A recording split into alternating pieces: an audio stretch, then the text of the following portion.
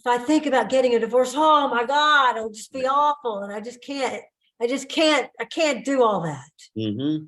Well, don't do all that. Do the first rung. What is Mm-hmm. that?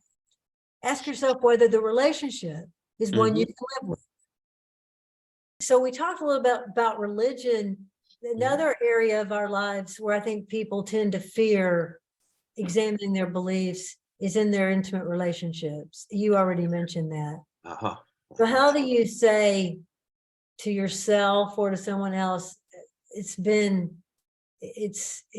was not a good decision to marry this person? Mm-hmm. Now, 10 years later, 20 years later, 30 years later, having to face Mm-hmm.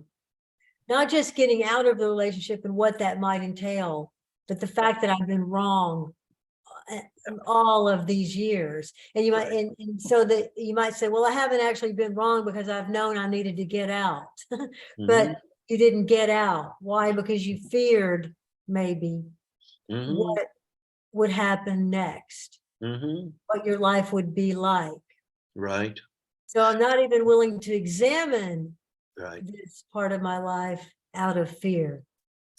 Right. And many times it's not as stark a decision as what you've described, in that it may not have been a mistake to marry or commit to a long-term relationship with this person back then, but we both may have changed in different directions. Other external factors might have come in, and so I might now have to confront, not that my decision before was wrong, but that things are now not the same as they were before. And another complication is that it often happens incrementally. That is, it's not as if there's just this one thing that comes in and now things have changed. But each day I accommodate myself a little bit more to things that I'm uncomfortable with, or practices or beliefs. And those build in time till I become accustomed to doing it. So that it's intellectual courage now to face the fact that this is no longer working, which might be the way I'm putting it. It's no longer beneficial for either of us, or maybe independent of the other person. It's no longer beneficial for me. It's doing me harm. And so I need to abstract myself, consider that other person a full adult who can take care of himself or herself. And I need to confront what's best for me or for my children or for the world at large or something like that. So the lack of a stark all or nothing decision kind of makes it more difficult to bring it to the forefront of my mind. That elephant in the room didn't start out as an elephant. It started off as a very tiny little elephant, which grew and grew and grew. An analogy that may help here is the analogy of the ladder I like to use. So the ladder, let's say the ladder of learning or the ladder of self-development. So if we think of our development occurring up a ladder, if we understand learning, then we know that the top part of the ladder we can't see as we begin when we're on the bottom. Unlike a typical ladder where you can see the whole ladder, here half the ladder is in the clouds. Most of the ladder is in the clouds. Right. I have no idea what's up there. Right. But I can see the bottom rung. Right. And that is the one I go for. Yeah. Right. So I may fear, let's say, examining my religious beliefs, but let me just try the first rung. What would that look like? Or examining my intimate relationship. What does the first rung look like? Go there. Think that one through. Figure that one out. Right. Then go, and then you'll see something else emerging. Another level.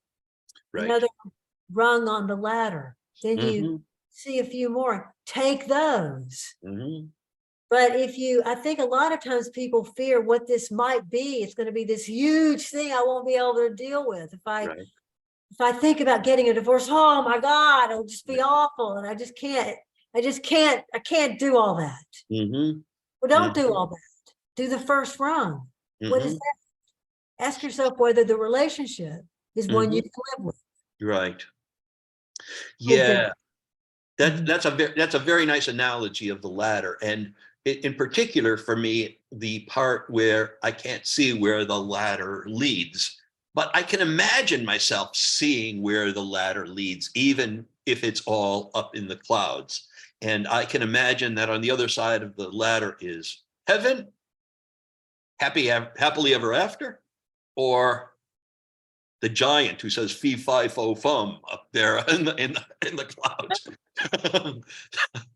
So that so that that means I've got to examine this first step on the ladder and realize that there are no guarantees about where the end is going to be. What I can do is take the most reasonable steps I can, confronting the issues as they are right now, and then that it's reasonable to believe that that will lead to a next series of steps, even if I don't know what those are at the moment. Yeah. Mhm. And again, this relates to confidence and reason. Yes. Yeah. That's right. So we often don't know where the best Mhm. reasoning will take us. Right. Right. So we go with the best reasoning because we are trying to embody critical thinking. Right. Yeah. Yeah.